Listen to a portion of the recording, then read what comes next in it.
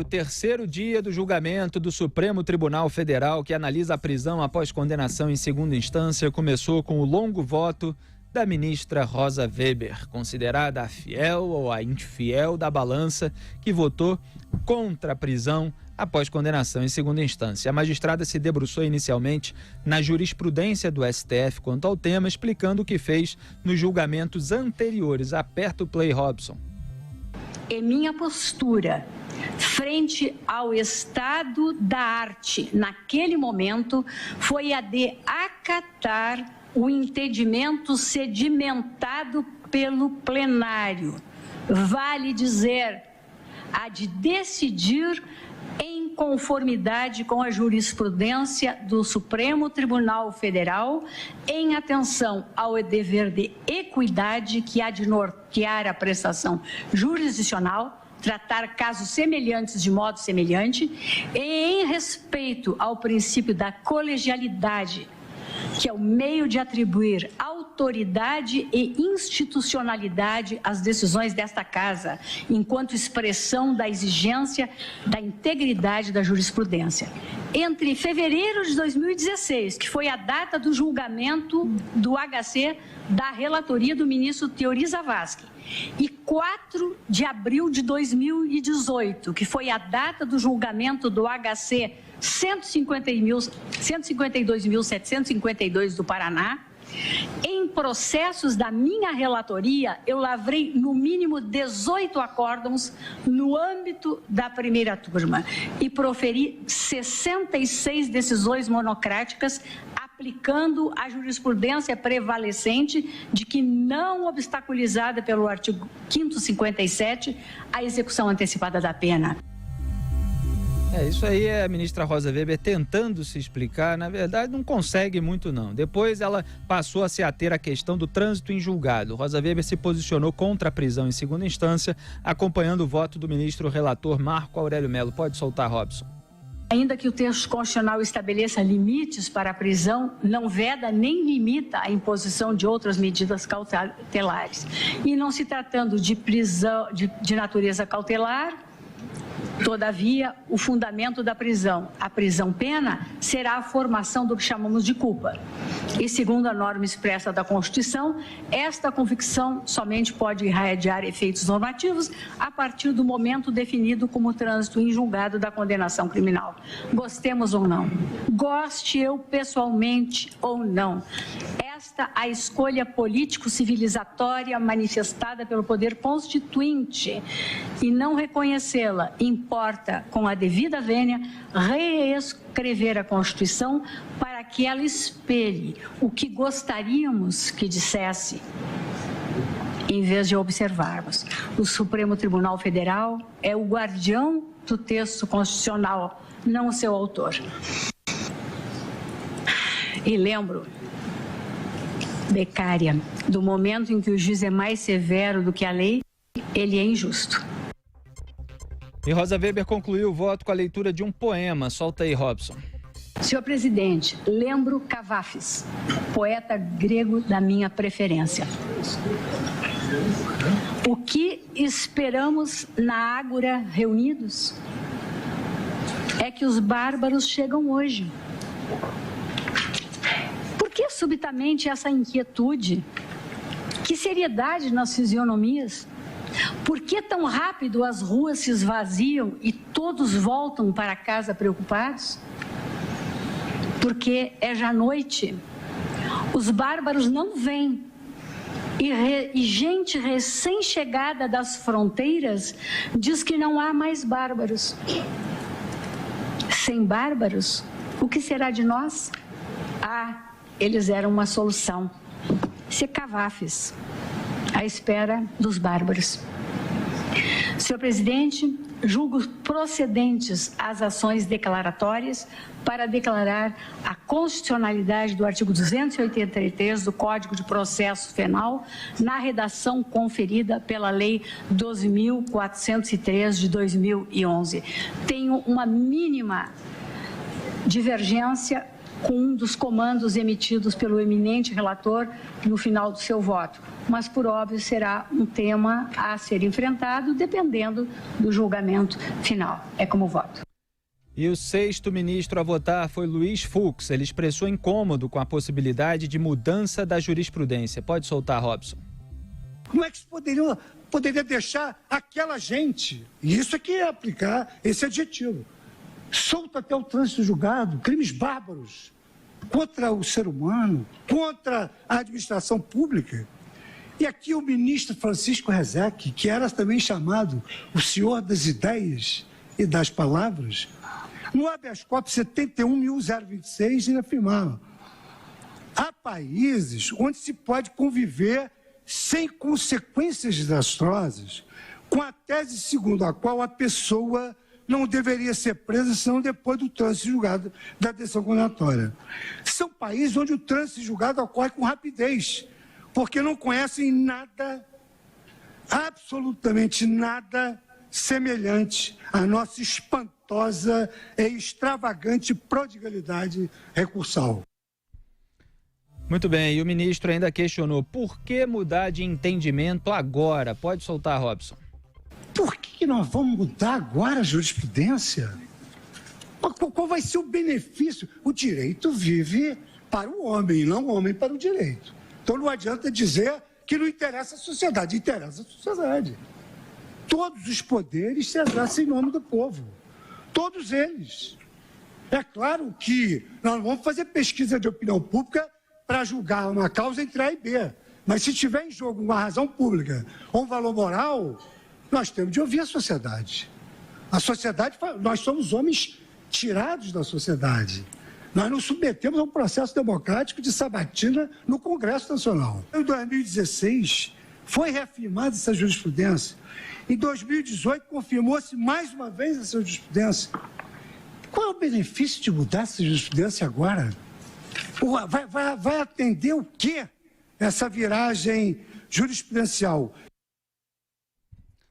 Está aí o ministro Luiz Fux, e quem vota agora é o ministro Ricardo Lewandowski. A sessão está acontecendo ao vivo, a gente fez aqui um panorama com trechos dos votos de hoje, da sessão de hoje, de cada um dos ministros que já votaram, e agora a gente acompanha um pouquinho ao vivo aí o Ricardo Lewandowski. Eu sei que para muita gente é de embrulhar o estômago, mas a gente acompanha um pouquinho. Em seu artigo 102.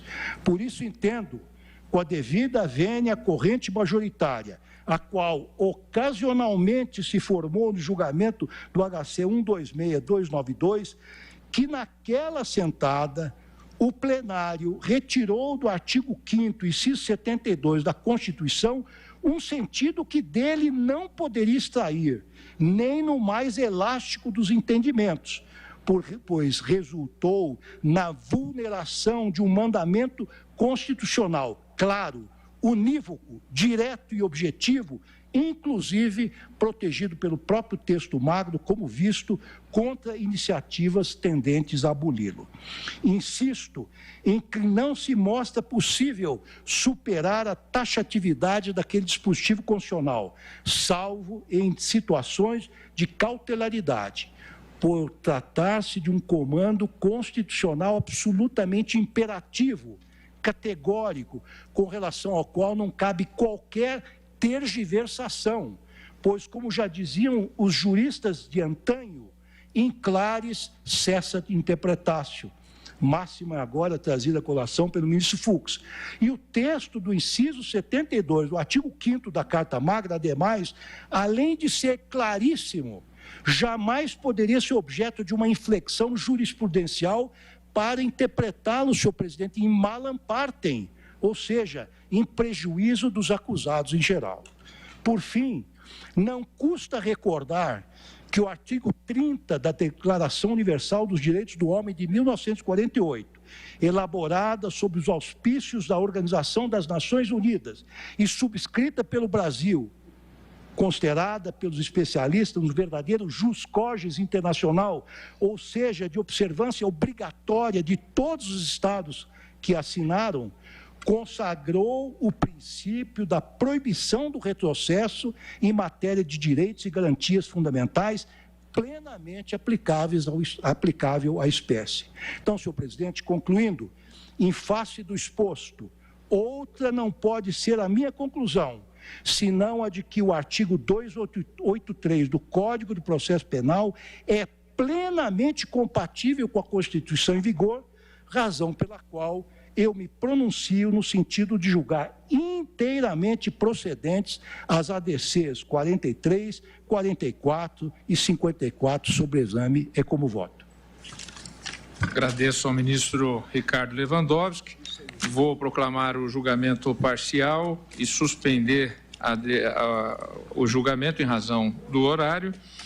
Após o voto da ministra Rosa Weber, julgando procedente a ação do voto do ministro Luiz Fux, julgando parcialmente procedente para dar interpretação conforme, e do voto do ministro Ricardo Lewandowski para julgar procedente a ação, o julgamento foi suspenso.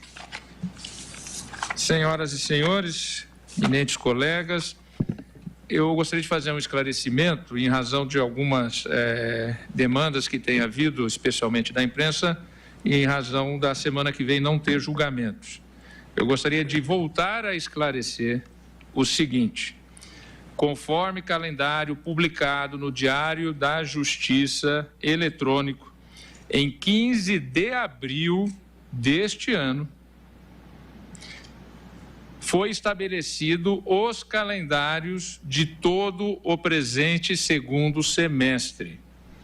Em cada mês deste semestre foram convocadas 2 sessões extraordinárias pela manhã, para permitir que em todo mês a Corte tivesse uma semana para nós nos dedicarmos em nossos gabinetes, com os nossos estudos, com os nossos afazeres.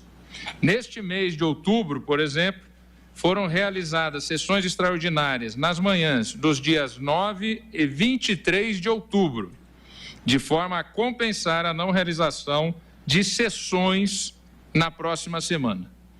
Ou seja, a semana vindoura, as sessões que haveria, uma ordinária à quarta-feira e a outra extraordinária à quinta-feira, que o ministro José Paulo Sepúlveda pertence, costumava dizer a extraordinária mais ordinária que existe, porque há décadas ela é uma sessão extraordinária, mas gostaria de registrar, e é importante que fique esclarecido, comparado o segundo semestre de 2019, todo o calendário do segundo semestre, nós teremos 41 sessões deliberativas, uma a mais do que no segundo semestre do ano passado.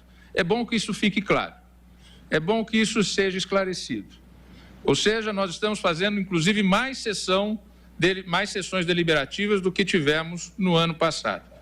Nós também temos tido um volume de julgamento maior, tanto do ponto de vista absoluto, quanto do ponto de vista médio nas sessões presenciais e também nas sessões virtuais. Digo e repito, não há corte constitucional, e aqui temos colegas de várias cortes. Para as senhoras e senhores terem uma ideia, o magistrado da Corte Constitucional Chinesa, que é o país mais populoso do mundo, ficou impressionado com o nosso número de processos, ministro Celso de Mello. Assim como os outros magistrados que tivemos as reuniões bilaterais hoje pela manhã. Ou seja, aqui se trabalha muito, se produz e se produz muito e com qualidade. É importante e deixo esse registro.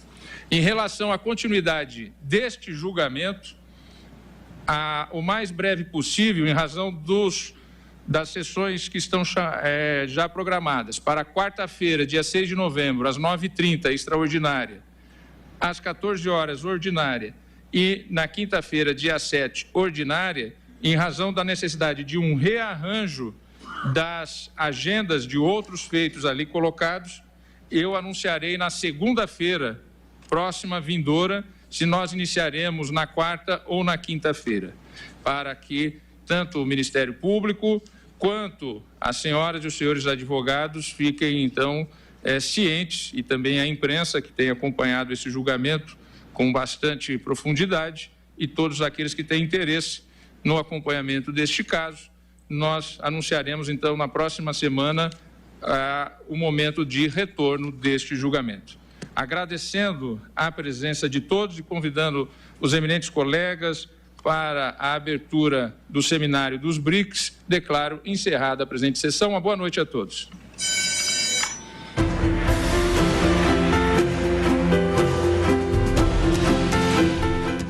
Muito bem, está aí o presidente do STF, Dias Toffoli, declarando encerrada a sessão de hoje. Ainda não acabou a votação, o placar total está em 4-3, favorável à prisão após condenação em segunda instância, porém a gente sabe que a tendência é que esse placar seja revertido, porque já votaram Barroso, Moraes, Fachin e Fux a favor da prisão após condenação em segunda instância, são os 4, e votaram contra a prisão após condenação em segunda instância Lewandowski, como vocês acabaram de ver, o relator Marco Aurélio Mello e a Rosa Weber, que, como eu disse no começo, era a fiel ou infiel da balança, ou seja, o voto de Minerva, voto decisivo. Faltam votar na tendência de ser contra a prisão após condenação em segunda instância, Gilmar Mendes e Ricardo Lewandowski. E a favor falta votar a Carmen Lúcia. Então a tendência é que o placar... Celso de Mello também, Ricardo Lewandowski. Celso de Mello, assim, Toffoli, Gilmar Mendes e Celso de Mello. Nenhum dos três votou ainda. E quem votou foi Lewandowski, Marco Aurélio e Rosa Weber. Então esses seriam os 6 que dariam a maioria a favor da prisão após condenação em segunda instância.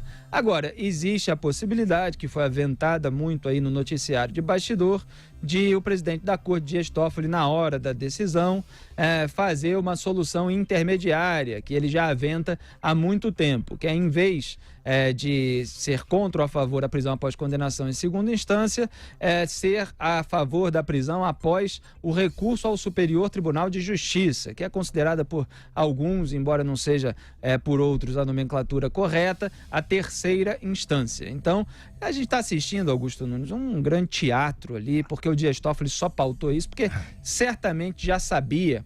Eu não tenho essa comprovação, estou simplesmente fazendo uma análise da situação. Acredito que ele já soubesse que a Rosa Weber ia votar exatamente como votou, porque senão não ia correr o risco de pautar e perder essa votação. Agora ele tem a possibilidade, Zé Maria Trindade, de posar daquele ministro conciliador que ouviu todos os lados, e ele fez questão várias vezes durante todas essas sessões de dizer que os ministros poderiam ter todo o tempo do mundo, o importante é que cada um desse todos os seus argumentos, afinal uma questão tão importante. Tudo isso ele fez para parecer alguém que está querendo pacificar a questão e não alguém que está querendo soltar o Lula, que o indicou para o Supremo Tribunal Federal, e os comparsas do Lula e outros aí condenados em segunda instância na Operação Lava Jato. Daqui a pouco eu dou a lista daqueles que serão beneficiados por essa decisão de reverter a jurisprudência estabelecida em 2016 pelo plenário desse mesmo Supremo Tribunal Federal. É muito assunto aqui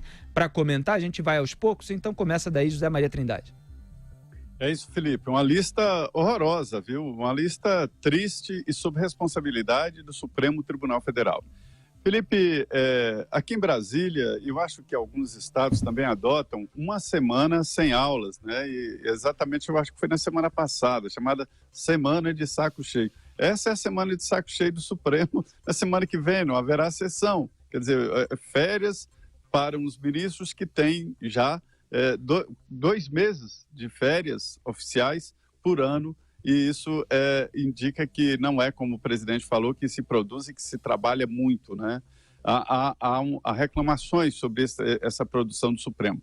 Olha, Felipe, a história é a seguinte: o voto da ministra Rosa Weber, começando por esse voto, foi um voto envergonhado, quase que pedindo desculpas. Um voto longo, detalhado, bem maior do que ela leu. Ela já leu um voto longo, mas não foi só esse voto. O voto dela é muito mais complexo e muito mais longo, porque desce a teorias, desce inclusive a pareceres anteriores, enfim, é quase que um pedido nacional de desculpas. E ela chega ali a detalhes, a dizer que tem uma opinião diferente, dizendo que o texto da Constituição vai contra o que ela pensa, mas que é o texto da Constituição. É mais ou menos o que fala o ministro Marco Aurélio pelos corredores, pelas conversas, né? Estão reclamando, mudem o texto da Constituição. Este é o argumento que ele sempre fala para julgamentos como este, onde o texto, ele acha que é o texto da Constituição. Olha, a Constituição é viva, ela é como a linguagem, ela muda, porque, na verdade, o Supremo foi criado para interpretar a Constituição. Senão, não seria preciso o Supremo Tribunal Federal, bastava um aplicativo ou um programa de computador e pronto, tudo estava resolvido. Mas não é. Senhores do Supremo, são humanos. E é isso que preciso ver, é isso que preciso analisar. O ministro ontem antecipou de que seria de 6-5 e que o voto do ministro Alexandre de Moraes, que a gente achava aqui que poderia ser diferente, já era esperado pelo grupo que apoia a soltura do ex-presidente Lula, né? E acabou ele dizendo que era esse era o sentido, que a ministra Carmen Lúcia não vai votar e que a tendência é mesmo de 6-5. Quanto à possibilidade aí desse meio termo, ministros ali torcem o nariz porque acham que se deixar para o STJ, Superior Tribunal de Justiça, estariam os integrantes do Supremo empoderando o STJ, dando poderes em detrimento do Supremo, daí a dificuldade de emplacar nisso. Augusto Nunes. Bom, o voto da Rosa Weber realmente é um espanto. É um espanto. Rocambolesco. Eu não entendi, por exemplo, o que ela quis dizer com a citação do seu poeta preferido, o grego. Eu não sei quem são os bárbaros que nos ameaçam. Estamos na Ágora. Ágora é praça, né? Podia traduzir isso aí. Quer dizer, a Rosa Weber falando juridiquês e citando um poeta grego, é grego puríssimo, não dá para entender. Não dá para entender. Ela realmente pede desculpas e tal, e põe a culpa no redator, que aliás deveria ser localizado, né? O redator desse texto, desse trecho da Constituição, né? Só será considerado culpado o réu, qualquer réu, é depois de transitado em julgado o processo. A mesma Constituição estabelece que quem julga o mérito o mérito é julgado na primeira instância e na segunda instância. É isso, Zé? Exatamente. O mérito, o conteúdo, né? Os então o cara é culpado. Provas. É culpado. Considerado culpado. Aí eu não sei quem é que redigiu isso aí, e o Congresso precisa urgentemente fazer essa mudança para evitar o pior, porque as consequências dessa decisão são realmente desastrosas. E nós vamos ver isso aí com os dados que vão surgir nas próximas semanas, porque eles vão vagabundar até começo de novembro, né? É isso. Semana que vem não uma semana sem trabalho. Na outra seria retomado. E ele até explicou, dizendo que a imprensa que está cobrindo profundamente, com profundidade, está cobrando e tal. Nós estamos cobrando mais trabalho. Isso aí não é cobrança, né? Isso aí é você registrar uma necessidade urgente. Eu acho ótimo perceber nos votos, nas declarações do Toffoli, que ele deve ter sido reprovado também na prova de português, nos concursos que ele prestou em ambos inutilmente, para ingressar na magistratura paulista. Ele disse aí, todo mundo ouviu, foi estabelecido os calendários. Depois ele diz, nos dedicar, que eles passam uma parte do tempo, né? Eles reservam uma parte do tempo para nos dedicar com os nossos estudos, com os nossos afazeres. É nos dedicar aos nossos estudos, que ele, e a outra mentira, porque ele não deve estar estudando nada, senão saberia agir com mais sensatez. E ele diz tudo isso para concluir com o seguinte, eles fizeram uma sessão a mais no segundo semestre deste ano, ou farão uma, e ele está vibrando com isso. A outra é dizer que o visitante chinês educadamente se declarou impressionado com o nosso ritmo, que é muito maior do que na Corte Suprema da China. Eu nem sabia que existia, lá não precisa de julgamento, lá você vai preso direto, basta ser contra o regime. Ele está comparando uma Corte Suprema de um país, de uma democracia, à Corte Suprema chinesa. Quer dizer, esse aí está sentado ali porque caiu de paraquedas e por motivos também que nós conhecemos. Agora vamos às consequências disso aí. Até 2016, o Brasil era o país que só prendia pobre, preto e puta. Vamos falar as palavras como elas são, tá? Com a mudança da jurisprudência, o Brasil mudou, a lei passou a valer para todos. E eles querem voltar. É a Rosa Weber e os que votaram a favor da volta da antiga jurisprudência, eles querem que a regra valha, que a lei só valha para esses 3 P's. O terceiro P está fora dessa quando é chamado de acompanhante, né? Que é prostituta de luxo. Essas viajam até em avião presidencial, como sabemos. A partir de agora, quem tem dinheiro para pagar advogado que cobra cada minuto trabalhado em dólares, esses não vão mais saber o que é prisão, porque eles apresentam 250 recursos, eles fazem com que se chegue à prescrição do prazo. Ninguém vai preso. Se tiver de esperar que o Supremo, a confirmação da sentença pelo Supremo, ninguém mais vai ser preso. E pior, eles acabaram com a delação premiada. O sujeito era preso ali depois da segunda instância, para escapar da prisão, ele contava o que sabia sobre a sua organização criminosa. Quem é que vai contar agora? Ninguém mais. O Toffoli teria falado, se vigorasse essa norma que eles vão tentar aprovar agora? Não. O Marcelo Odebrecht teria falado? Não. Portanto, a lei também, não só a lei é feita para tirar o Lula da cadeia e seus apaniguados, como também para acabar com a Lava Jato. E para não me estender demais, isso aí é um julgamento político que caminha para um resultado cafajeste. Não há explicação lógica para isso aí.